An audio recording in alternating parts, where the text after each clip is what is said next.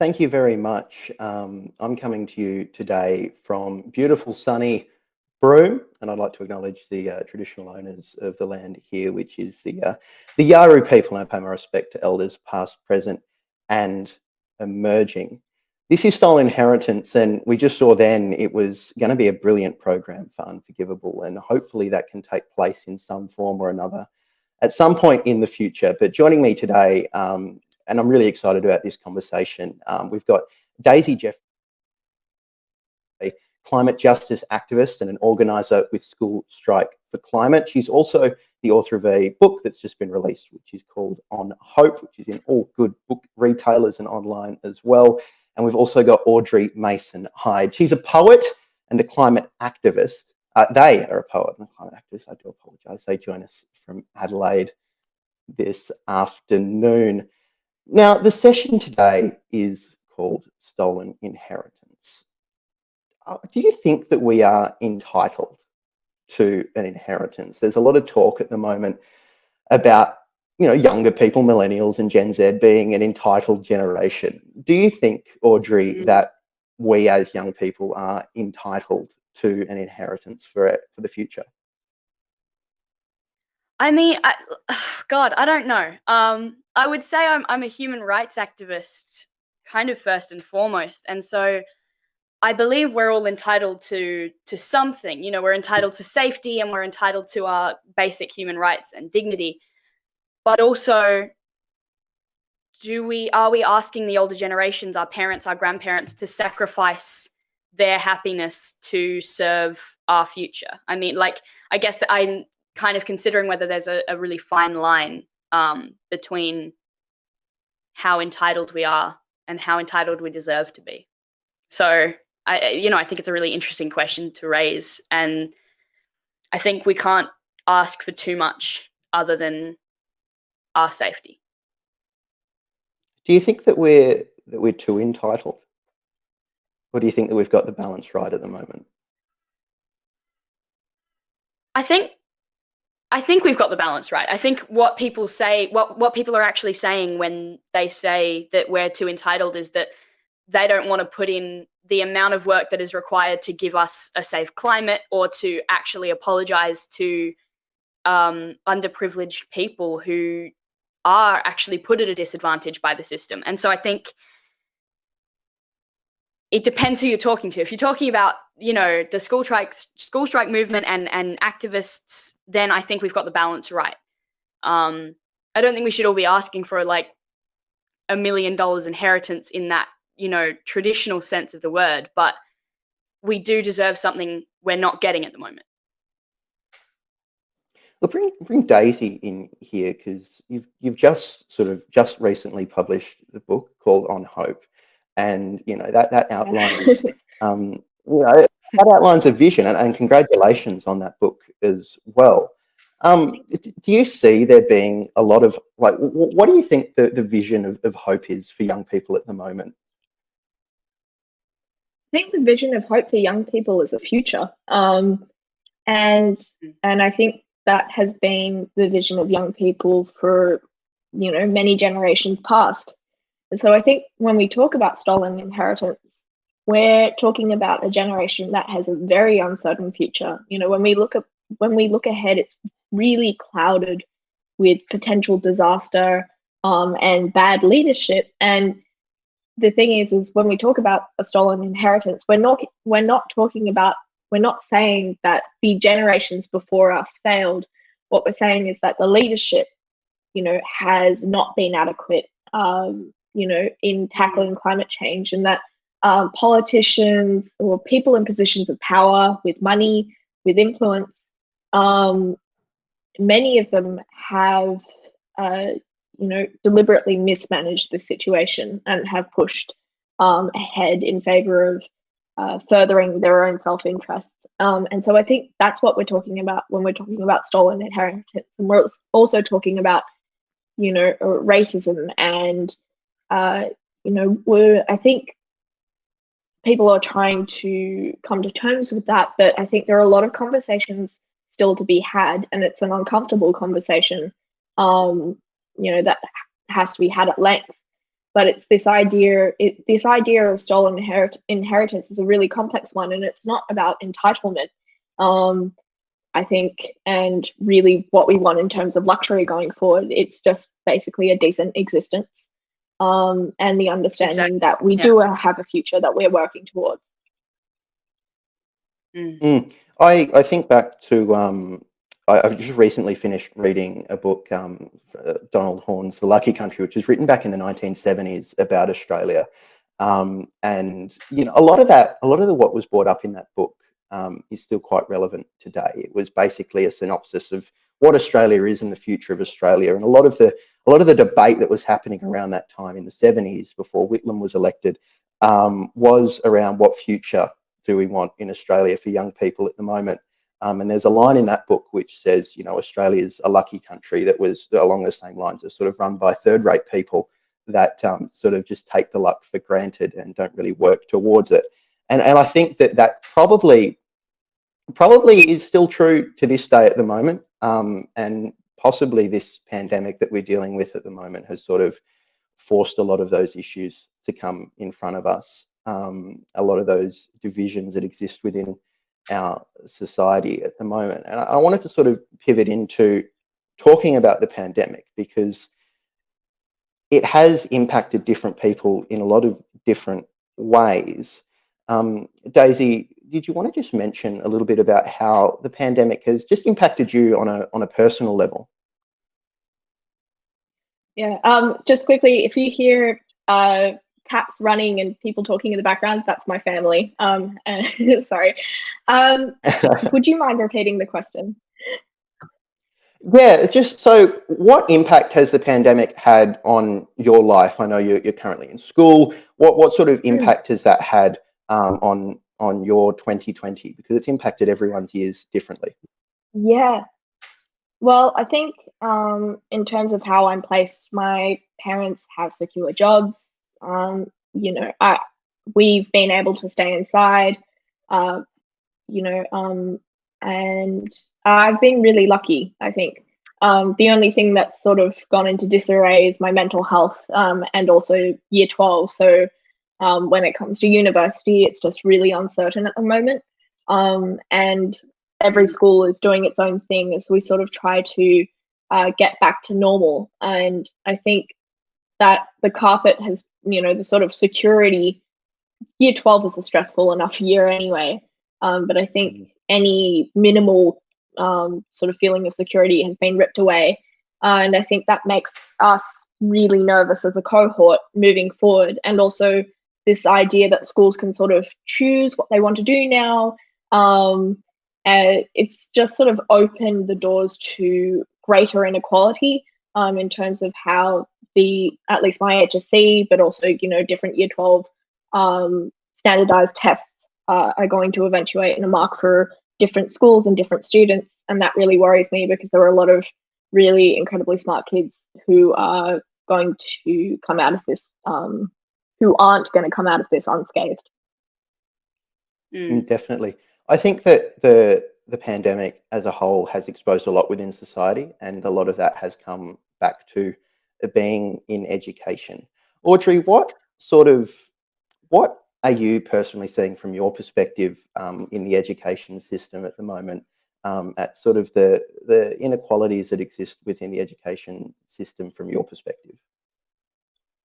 Oh gosh, so many. I mean, we can, like, when we talk about the education system and really any institution in Australia, what we're missing if we're not talking about it is, all the Indigenous people who are disadvantaged by the systems that we've built here. And I think that's a form of stolen inheritance. Sorry, I'm going a bit grainy there. But we need to talk about the people who are, so incredibly smart. They're speaking 3 or more languages from their area, and, they're really quite big community leaders, and they're failing in school. And I know one of the people who couldn't be here today was Duan Husan, who is a really incredible kid who is super smart and seen as a failure. And I think that we have to acknowledge that. And because of the pandemic, we also have to acknowledge all of the young people who can't go to school anymore and are missing out on their education because they have bad Wi-Fi, so they can't access online school, or they don't have the right device, or they're too far away from school to get there safely every day. And, you know, there's a lot of factors that we don't consider from our position, or my position at least. You know, I live in a really quite a big house. I'm like really thankful for that. And my parents, where, you know, we've got enough money to sustain ourselves. And so, you know, really it's a question always in Australia of how we're going to fix the education system to better benefit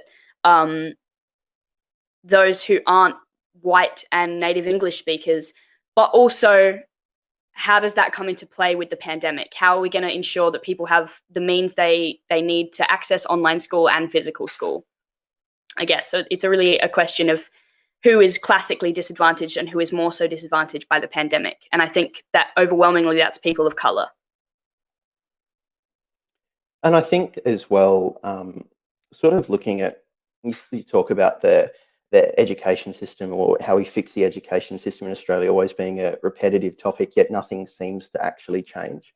It comes around every election, and, you know, each side says, we're going to boost funding by this much, you're not going to cut funding.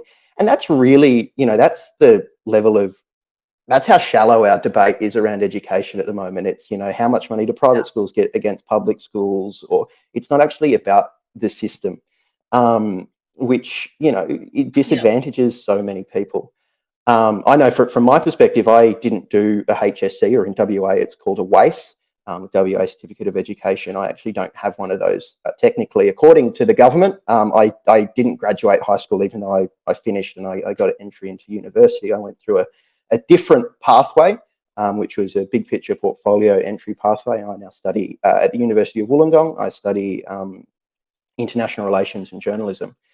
And I think that shows that really what we hold up at the moment as being this ATAR score, this HSC, we hold that up as being the main way to get into university, the main way to succeed, when it really isn't the way to succeed. And it has all of these fundamental flaws, this standardized testing and different levels that it really, I mean, it's not working for anyone apart from quite a small group of people. Would you agree with that? Yeah, definitely. I think I think we see a huge amount of inequality across the board. And we also see, you know, from certainly some politicians, sincerity, but a lot of others, I think it's a problem across the board in politics, this idea of short-termism. So it's essentially just, as soon as you get back into Parliament, campaigning towards the next election. And there seems to be so little intent to actually create change that benefits all students, you know, across the board. And you know, it makes me really uncomfortable with the leadership in this country. But yeah. Yeah, absolutely. And I think what the pandemic's brought to light, for me at least, is how politicians actually understand social issues. You know, they're so quick to jump on if there is a big crisis that starts affecting privileged white people, really. And they're so quick to jump on, but they also only really solve, in the short term, the economic crisis. They don't look at the social crisis. They don't look at the communication crisis and the mental health crisis that comes out of these events. And so, you know, we've seen increases in job seeker and job keeper payments that were not increased when they also needed to be, when they were just New Start. And so I think, you know, there's a huge power imbalance and a huge inequality in how our leaders actually address social issues. You know, they know the economy, they understand the economy, because particularly Scott Morrison has come from a very economic background. And so, you know, there's not the same kind of understanding for other elements of social issues, which is a real problem, because I think this generation probably cares about that more than the economy. I would argue that social issues and the economy are really linked at the same time. Yeah. And you know, I don't think you can have one without the other, but there seems to be that idea within places like Parliament at the moment that you can sort of have one without the other. And if you just fix the economy, social issues will follow. Yeah. But you sort of need to approach it on both ways. We've got a question from the audience, and I think it sort of ties into this quite well at the moment. And it's, how do you think we can come out of this pandemic better, as a better society, a better country, a better world? Daisy? Yeah, I mean, I think, this, like, even that chat about social issues and the economy and them being intrinsically linked, we need a more holistic approach to the way we're tackling this crisis. And, I would accept that the government has done a lot of work to alleviate this pandemic, but I think what it is failing to see is an opportunity for change and to come out of this, better than we went into it. I mean, really, like, I can speak in terms of climate. It showed just how quickly our society was able to adapt to recognize and mitigate a threat. And it showed how quickly our government was able to respond. And I would ask why the government's response cannot be so quick when it comes to a climate crisis that we're living through. So we have two existential crises running alongside each other. And, it's a very difficult thing to mentally deal with one, let alone two. And of course, I think we're dealing with a lot of damage from the bushfires right now that we haven't fully been able to come to terms with and also deal with, and help those who've been directly impacted by the fires, because this pandemic has come through. And I think coming out of this, instead of simply going, let's kickstart the economy, I think we really need to examine where we go from here as a society, as a country, and think, how can we figure this out so that it is going to leave everybody in a more equal, in a better off position than before? Because what I do worry about now is that we're going to get through this pandemic, which is incredible, getting through it. But that the response from the government is going to be, when we ask them about JobKeeper, and when we ask the government about climate, they're going to say, oh, we're just focused on the economy. Why are you asking us about this now? And I think, that's a real focus from activists and academics and just people all over the country at the moment, is really reorienting, I don't know, the conversation so that we can get a better outcome after this pandemic. Well, and I think part of the issue. Yeah. Sorry. Part of the issue with the term stolen inheritance, right, is I think it's kind of dwelling on this idea that we've had something taken from us, instead of the idea that our inheritance as a generation is to learn how to fix the problems we've been left with, which admittedly I don't want to have to do. I wish they were fixed. And I want to complain about, the fact that our futures have kind of been sold all day.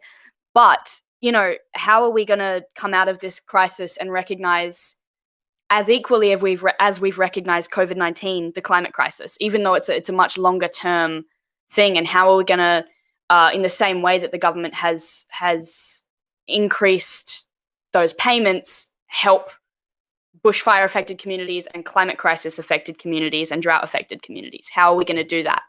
And I think for people that were already clued into these issues, that seems like a very obvious path, but how are we going to get the government to recognize that? We've got a question from the audience that's just come in, and it asks, how do you think we can assist low socioeconomic society to come out of this pandemic, especially when they need hours Housing. or like work, they need housing. Housing, that is what it is. Especially when they need housing at the moment. And I think we've seen a lot of these programs that have popped up, especially in Sydney, and there's been a trial one here in WA at the moment, with rough sleepers and getting them into hotels to help protect them from the pandemic. Obviously, the question there being is, after this pandemic's done, is the JobKeeper rate, which has now been doubled to above the poverty line, which is incredible. Welfare payments in this country are above the poverty line for the first time in decades. The government's looking at cutting them back down again so that they're below the poverty line. Is the government looking at kicking these people out of their temporary housing and back out onto the streets. How can we not do that? How can we use this pandemic as sort of a leverage for change, and sort of said, well, if the government can do this, I don't think there's any excuse for them not to do it in the future. How do you think that we can go about sort of restructuring these discussions? I mean, I think, like, as I said before, we see this government continuing on this sort of ideological, sort of rampage. That's it seems to be their intent following this crisis. And so I think it's our responsibility as a community and as Australians, to get behind each other and to push for, this is going to sound like the most cliched political line ever, but a fair go. That's and the idea that doubling, just getting JobKeeper, the idea that had to be the most incredible thing ever and everyone was so happy about it, just really speaks of how horrific it was before. And we also know that JobKeeper doesn't apply to everyone, particularly casual workers, and arts workers. And so I think, oh yeah, definitely, yeah. And I think, as I was saying before, I think we need to see a more holistic approach in addressing this crisis, both during and following. And we need to see a greater push from the wider community, but also those who are in positions of power, particularly politicians. It's really time to speak out, on behalf and also with, for the people that you were elected to represent. But yeah.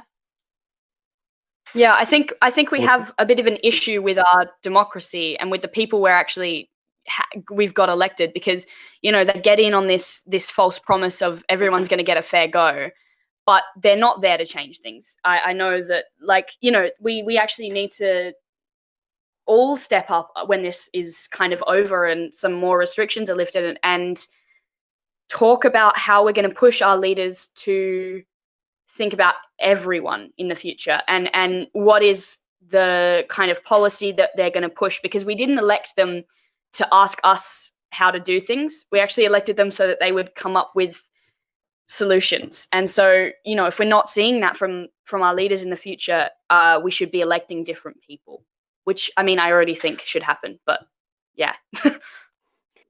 Do you think that how the government has how different governments, state, territory, local governments have sort of come together in this pandemic for a crisis that we can see and hear right now, as opposed to climate change, which is a longer term crisis? We're starting to see the effects of it now.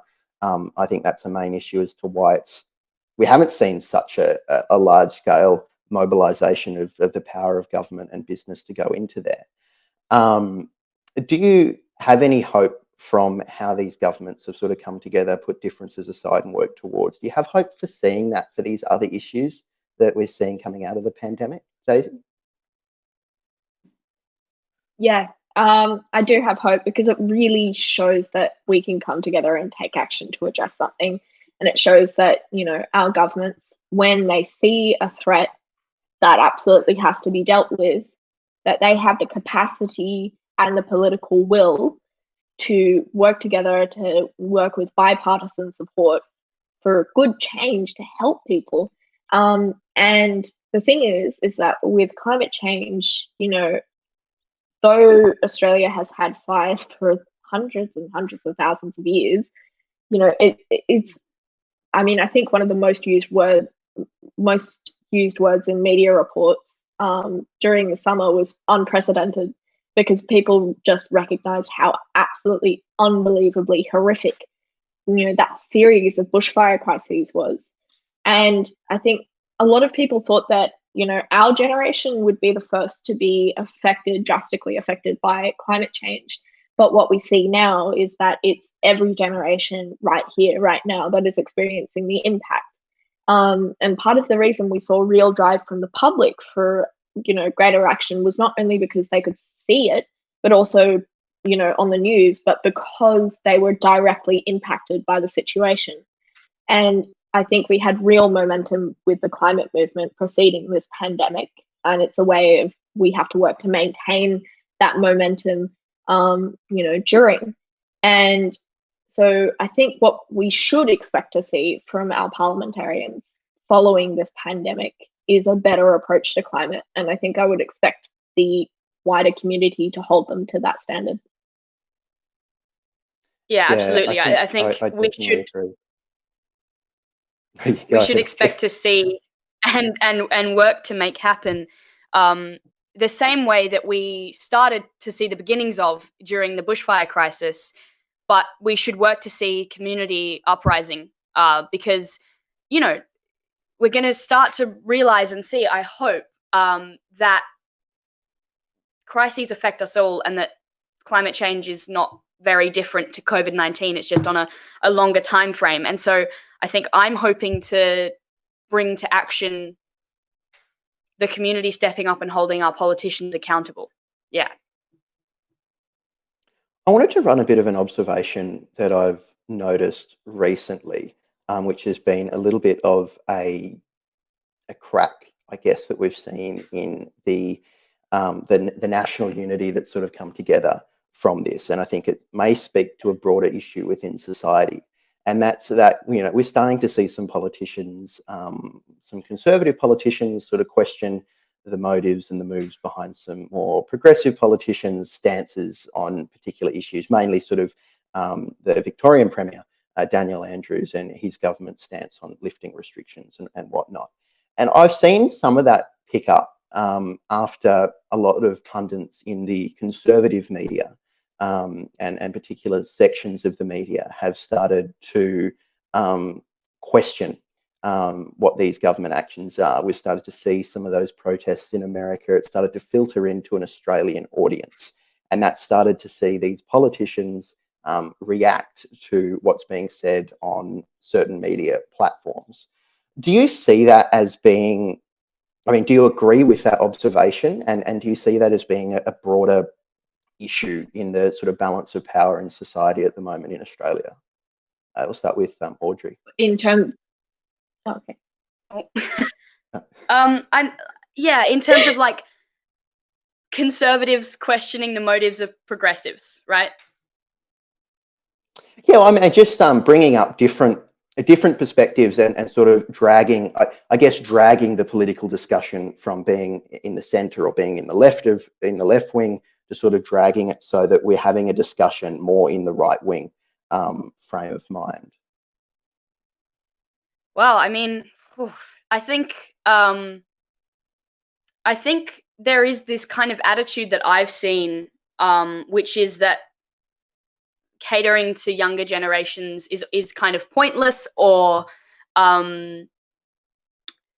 is motivated by the idea that by the next election, some of our school strike leaders and people on the left of politics who are younger are going to be voting. And I honestly think, there is this huge imbalance between the idea of doing politics for authentic beliefs and doing politics to gain power. And my personal opinion, I would say that our current leaders are kind of in because they want power, because we haven't seen a huge amount of action actually come from them.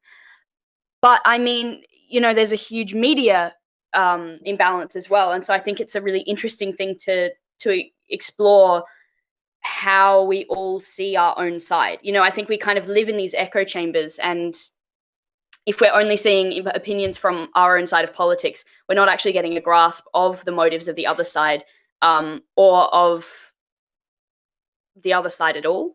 And so I find it really difficult to talk from a conservative viewpoint because I generally read left newspapers and things like that personally.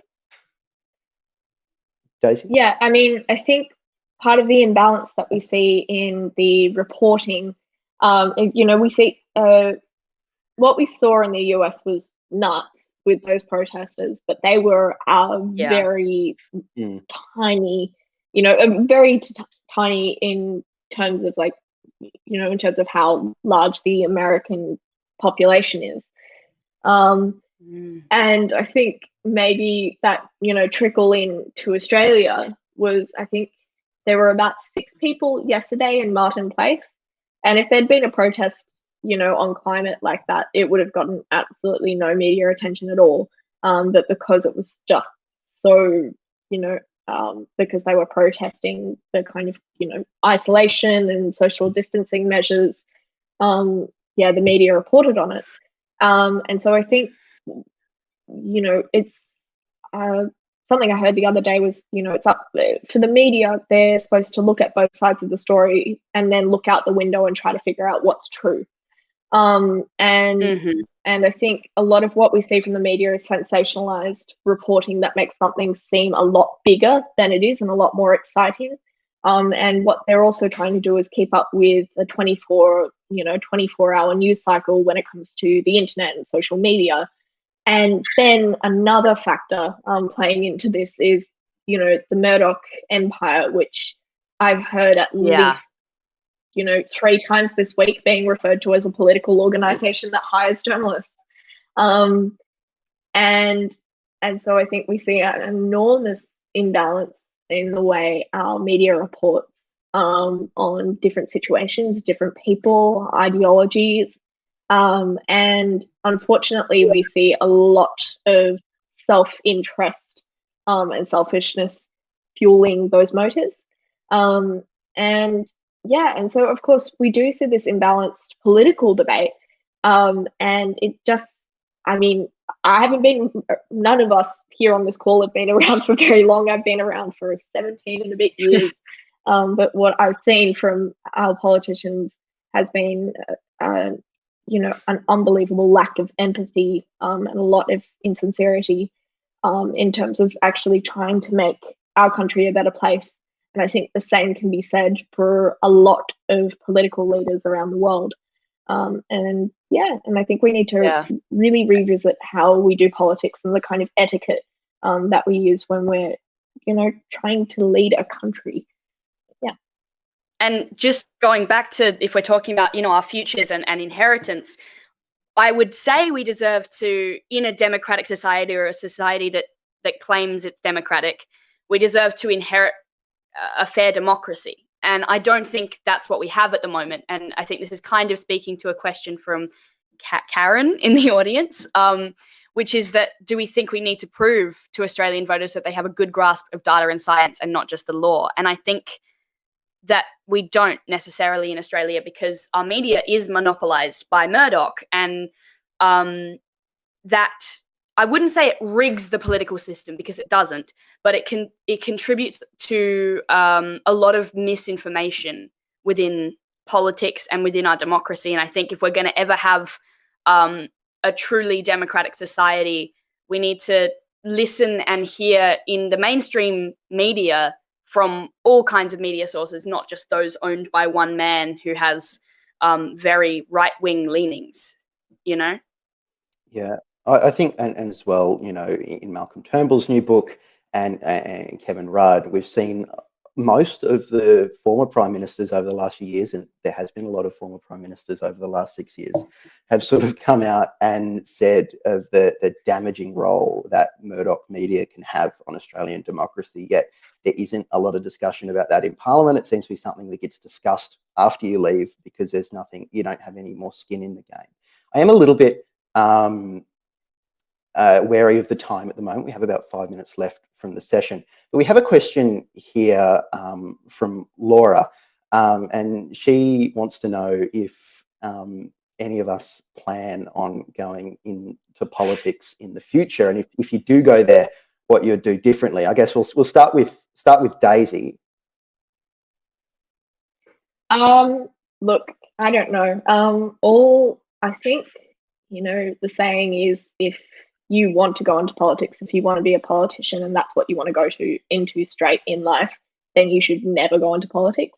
And as far as, and I think, you know, I've always wanted to make a difference in the world, but I think, as you know, my plans now are to help people, and I'm not sure where that's going to lead, whether it's going to lead to policy change or eventually into, you know, politics, potentially as a politician some decades into the future. You know, I don't know, but I think you know, externally we have the capacity to create change, and it's difficult, but, you know, we saw that with the marriage equality campaign, and that's, you know, movements like those that really help, you know, that really help people. And of course they have their own flaws, but those are things that I want to be part of, and helping to create the change, you know, for the future. Yeah. Audrey? I don't know if I would go into politics. It almost feels like some kind of betrayal to the activist side of me. But then I've also been kind of considering it more as of late, because there's so much that already I feel I would do. And of course this is from an external point of view. I haven't actually been in politics, but I feel I would do better. And it's kind of hard because it takes so long to get things done externally.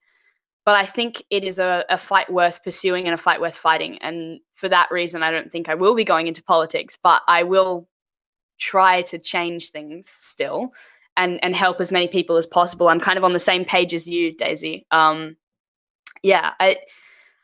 don't know. Politics seems a bit messy and kind of cursed in a way.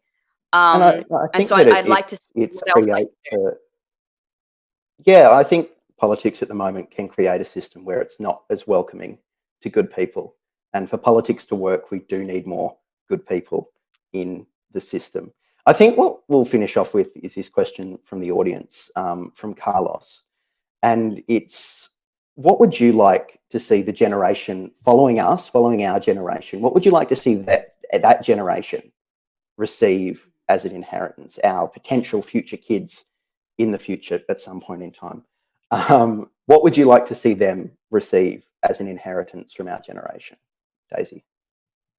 I think I'd like to see, I'd love them to have the promise of a decent future, of, working to create and further the things that they love. And I hope a more equal footing in life as each other, across the board, regardless of ethnicity, beliefs, and that's what I really hope for. Audrey? Yeah, I guess I hope to build or maintain a level of safety for the next generation, in terms of a safe climate, but also a safe political climate, if I'm staying on the same page. And that would be having the human rights that we currently don't have for everyone, and having a sense of more equality than we currently have. On a personal note, I want future non-binary and gender diverse kids to be able to say that from a really young age and be fine with it and have no issues. But we can't have that and other, social issues come to pass until we can guarantee that they'll be breathing safe air and drinking safe water. And so I think our first fight is the climate fight, and I want to leave my children and grandchildren a safe climate. Definitely, I agree with that 100%, and hopefully throughout our lives we can help do that. I'd like to thank both of you, because it's been a really interesting discussion, and we could have gone on for a lot longer. Unfortunately, we can't. But Daisy, Jeffrey, Audrey Mason-Hyde, and myself, Dylan, Stora, and it's just really a great discussion. So thank you very much for joining us all and being a part of this discussion here at the Festival of Dangerous Ideas. Thanks for having us. Thank you, Dylan. Thanks for moderating. Thanks for joining us. The next session will be Snap Back to Reality. It is our last session of FODI Digital, and it will be at 3:15 p.m. Australian Eastern Standard Time. The Festival of Dangerous Ideas and FODI Digital is presented by the Ethics Centre. Our purpose is to bring ethics to the centre of everyday life through public experiences, education, thought leadership, advocacy, consulting and leadership programs. As a non-profit organisation, every single dollar is invested in pursuit of this purpose. Thanks to our donors and partners who help to make our programs happen. And you can donate via the website. Thank you.